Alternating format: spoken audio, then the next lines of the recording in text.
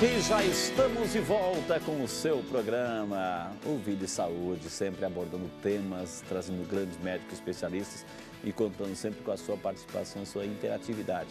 Hoje o tema é vírus e bactérias, supervírus e superbactérias. Recebendo aqui a doutora Noeli Mioto, médico infectologista, que trabalha no controle de infecção do Hospital Casa de Saúde de Campinas. Aceitou o nosso convite e está aqui respondendo as nossas perguntas sobre vírus e bactérias. Doutora, eu citei no bloco anterior uma situação. Geralmente, quando nós da rua vamos ao hospital e levamos também, vamos visitar algum amigo, um parente que está doente, está em recuperação, fez cirurgia, está se voltando de cirurgia, enfim. E nós vamos lá contaminados pelas coisas de fora e levamos lá para dentro. E a pergunta é quem está lá dentro agora? A gente viu algumas reportagens, enfim, de gente que trabalha lá, talvez da administração, enfermeiros, até médicos, enfim, que de repente estão lá, estão com um jaleco, mas dão uma passadinha lá no carro, ou dali saem para o outro laboratório, outro consultório, vão para outro ambiente, ou vão para casa, ou vão para a academia e já vão com o jaleco. Ele está levando isso, que está lá dentro, essa colônia, ele pode levar para fora e levar até vírus mais potentes, doutora? Sim, né, Frei? Aí a importância, sempre a gente vai cair nesse ponto, né, de higienização das mãos. Porque, na verdade, as mãos são o principal veículo de transmissão de bactérias. Não está, né? Na roupa? Pode até ficar na roupa, né? É uma questão até de etiqueta, né? Assim, você manter a sua roupa de trabalho no seu lugar de trabalho. Claro. Então, isso, sem dúvida, é uma questão que não deveria ser feita, né? Não é elegante, também não é correto do ponto de vista ético, né? Você sair com o seu uniforme de trabalho.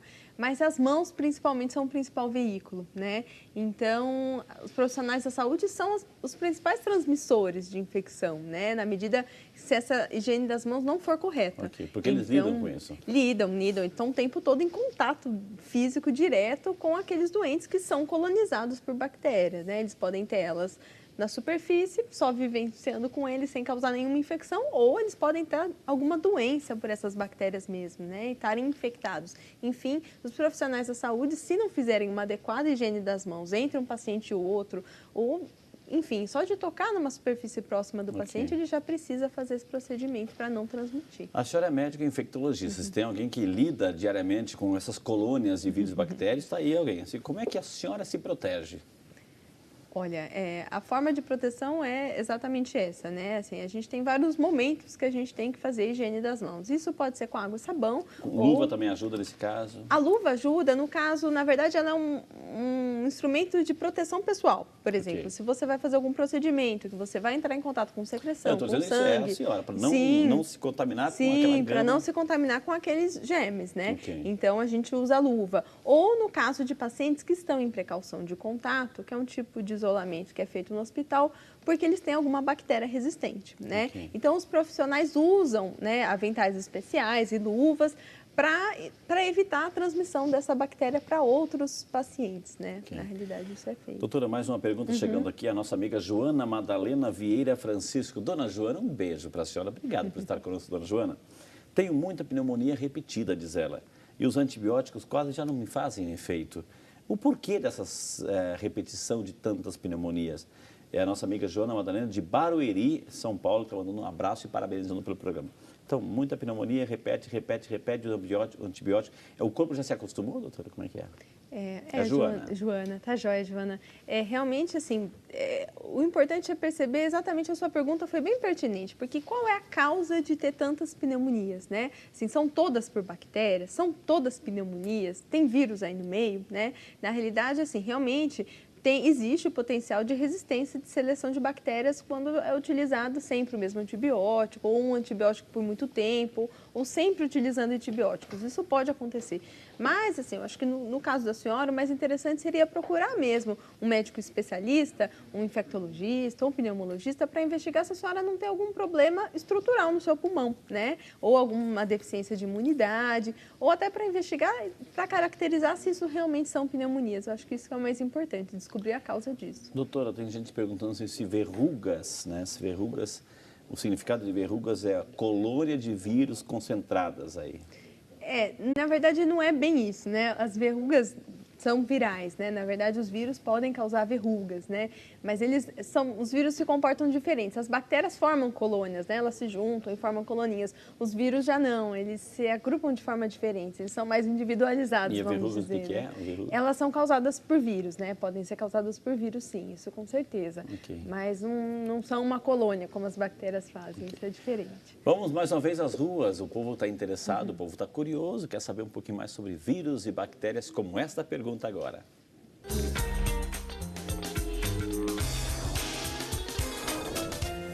Olá, meu nome é Gilberto. Eu gostaria de saber a diferença entre bactéria e vírus. Doutora, está chegando agora o Alberto, né? O Gilberto, né? Gilberto. Qual a diferença, então, para quem está chegando agora, acompanhando o programa, diferença entre vírus e bactérias? Gilberto, a gente começou falando um pouco disso, né? Na verdade, a diferença entre vírus e bactérias são micro-organismos totalmente diferentes, né? São de famílias diferentes. A bactéria é um ser vivo, é um ser unicelular, ele é feito de uma célula só, né? E o vírus, na realidade, tem-se dúvida, né? Se é um organismo vivo ou não, porque ele só consegue se multiplicar quando ele está dentro da célula de um hospedeiro. Já a bactéria não, ela consegue se multiplicar no ambiente, inclusive. Ela tem vida própria, autonomia. Ela tem autonomia, o vírus não, ele não tem autonomia. Precisa de alguém, né? Precisa de alguém, então essa é a diferença corpo deles. hospedeiro, né? Com certeza. Vamos lá para Curitiba, quem representa a cidade é a nossa amiga Thaís Ried. Thaís, um beijo no seu coração, muito obrigado pela participação, viu, querida? Está em Curitiba acompanhando o Vida e Saúde, está mandando um abraço, parabenizando o programa, falando que tema excelente, né? Minha mãe foi internada em janeiro e faleceu em março, diz ela, assim, conta uma história. Permaneci com ela 52 dias, inclusive no isolamento. Tive contato com ela e com os outros doentes, compartilhei com minha mãe, talheres, assim como participei em todas as vezes que se fazia necessário a troca de roupa, de cama e do banho. Nesse tempo, ela foi contaminada com uma superbactéria KPS, ou KPC, né? Escherichia coli, diz assim. Quando ela faleceu, a enfermeira-chefe disse que eu deveria fazer exames, porque eu poderia estar infectada. Assim que voltei para casa, fiz uma consulta e o médico não pediu exame algum, porque eu não estava com febre, apenas fraca, e me receitou suplementos alimentares.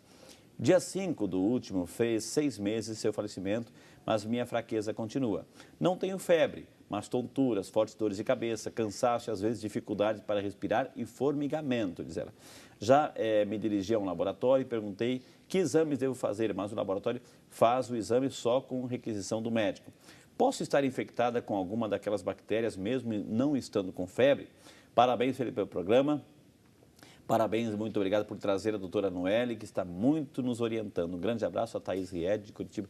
Thaís, que Deus abençoe, força e coragem, ânimo para você, se está superando assim, um momento difícil da tua vida. A gente reza por você, torce por você, tem um mundo de possibilidades na frente aí esperando por você. Então, levante a cabeça, a alegria da tua mãezinha é ver você também reagindo, viu? E em relação à tua pergunta, agora quem vai responder é a doutora Noeli. Então, Thaís, na realidade são várias possibilidades, né? Assim, uma coisa é a pessoa ter uma infecção, outra coisa é ela ter a colonização. A infecção, ela causa uma doença na pessoa, né? A colonização, a bactéria só está convivendo com a pessoa ali sem necessariamente causar um problema, né? A sua mãe teve, né, infecção por essa bactéria, só que tem uma grande diferença. Os pacientes que estão no hospital, eles não vão para casa e não trocam as bactérias com as bactérias de casa, né? Os visitantes, né, os médicos, os enfermeiros, os profissionais que trabalham no hospital, eles voltam para suas casas, né? Eles vão para outros lugares, eles trocam as bactérias que colonizam eles também, né? Então, na maior parte das vezes, apesar desse contato ser frequente, a gente não adquire essas bactérias conosco, né? Os profissionais, inclusive os visitantes.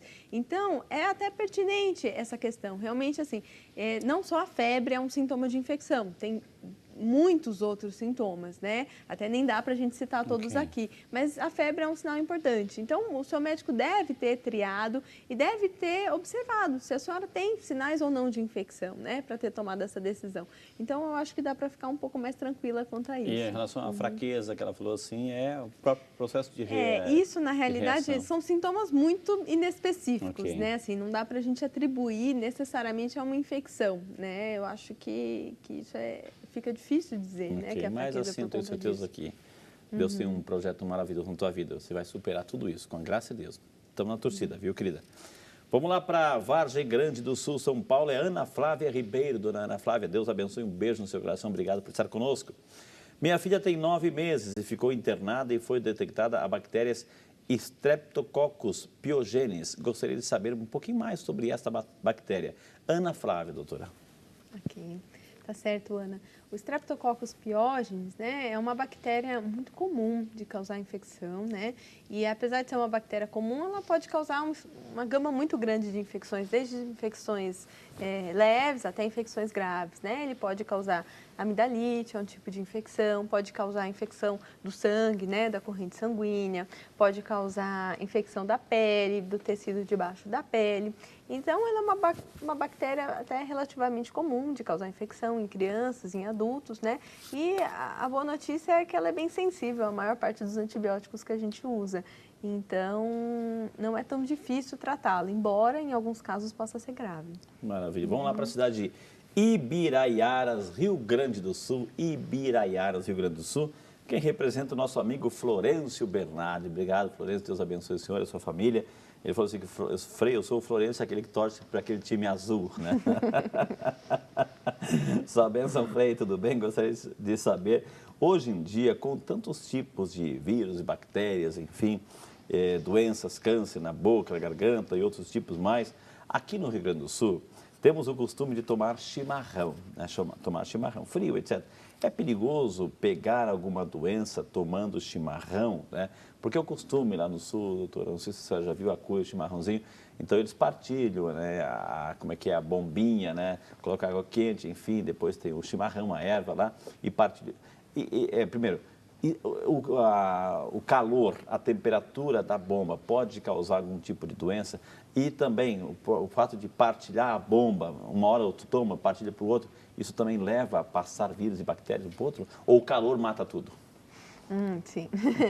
Na realidade, assim, a gente entende que esse é um hábito, né, assim, do pessoal, de partilhar o chimarrão, mas começando da parte de infecção, que é a minha área, sim, podem ser transmitidos principalmente os vírus, né, que ficam na secreção, na saliva, eles podem ser transmitidos. Mas o calor não mata, não?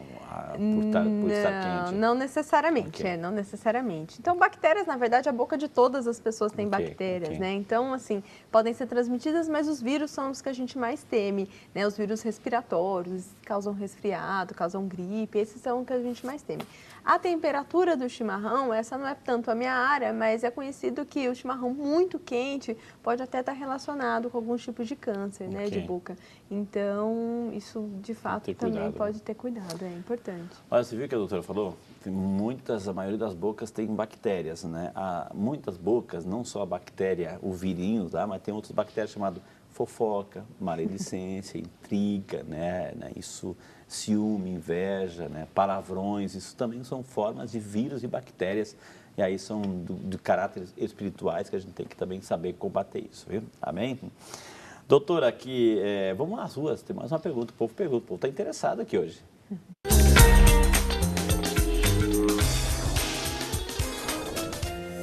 Eu sou Inês e eu queria saber qual a importância da bactéria na natureza. Muito bem, então, a bactéria a gente só viu o lado negativo aí, né? Mas tem também o fator positivo de uma bactéria, já que também é um ser vivo. Com certeza, né, Inês? Assim, a bactéria tem várias funções, né? E a gente também é natureza, né? A gente é ser vivo. Então, as bactérias no solo, elas degradam algumas substâncias para as plantas poderem se nutrir, né? Então, isso é importante. A gente já falou do lixo, que elas podem degradar o lixo, né? No nosso organismo, elas colonizam o intestino, então elas auxiliam na digestão, elas auxiliam, inclusive, para a gente não ter outras infecções por bactérias que possam nos causar o mal. Então, essas são funções das bactérias, né? E, além da natureza, na alimentação, as bactérias são utilizadas para produzir comidas, alimentos e bebidas fermentadas também. Então, inclusive até na indústria farmacêutica. Então, tem uma gama imensa aí de Depende do coisas ponto de boas. vista, né? Depende do ponto de vista. Assim, se nós olhamos para bactérias, elas são bactérias vivas. Agora, se elas olham para nós também somos para elas bactérias vivas. Com certeza. Maravilha, viu? Doutor, eu fiz uma cirurgia das varizes e saiu um nódulo na virilha. Pode ser uma bactéria? Quem pergunta é a nossa amiga Sebastiana Marins da Silva, de Alpercata, Minas Gerais. Dona Sebastiana, um beijo para a senhora. Fez a pergunta, vai ouvir a resposta, dona Sebastiana. Oi, dona Sebastiana. Geralmente, né, esses carocinhos que saem na virilha, depois de qualquer manipulação, né, da cintura para baixo, é o que a gente popularmente chama de íngua, né? E a manipulação de varizes pode causar, né, essa inflamação que reativa essas ínguas que são os linfonodos. Então, em geral, não, né? Em geral, não indicam necessariamente a presença de uma bactéria, né? Só o fato de ter feito essa manipulação pode justificar essa reação inflamatória. Doutora, vamos lá para o Rio de Janeiro, cidade de Natividade. Quem representa é a Maria da Conceição Santos Severo. Dona Maria da Conceição, um beijo para a senhora. Obrigado por estar conosco, viu, querida? Gostaria de saber sobre a bactéria chamada Morganella morganella. Mais parecido com um negócio de passar no pão aí. Conheço uma pessoa que tem essa bactéria na urina e gostaria de saber se tem algum tipo de medicação. Morganella morganella? É a nossa amiga Maria da Conceição. Maria da Conceição, eu acho que provavelmente é Morganella morgani.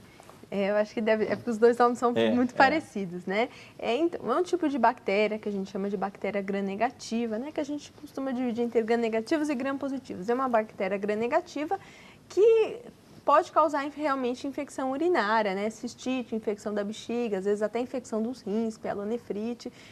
Mas a boa notícia é que com certeza existem antibióticos que podem tratar, né, essa bactéria. O importante é só ter, através dessa cultura, conversar com o seu médico qual que é o melhor antibiótico para cuidar nesse caso, né? Isso com certeza é a melhor opção. Maravilha, esse é o Vida e Saúde, nós vamos chamar rapidinho um intervalo, na sequência temos muito mais informação para você, não saia daí, o tema está ficando bom, gente. Esse é o Vida e Saúde, ele volta já, só para você.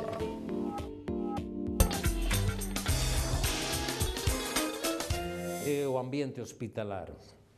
Quando me refiro ao ambiente hospitalar, além de tudo o que eu disse, é o sistema de ar, basicamente.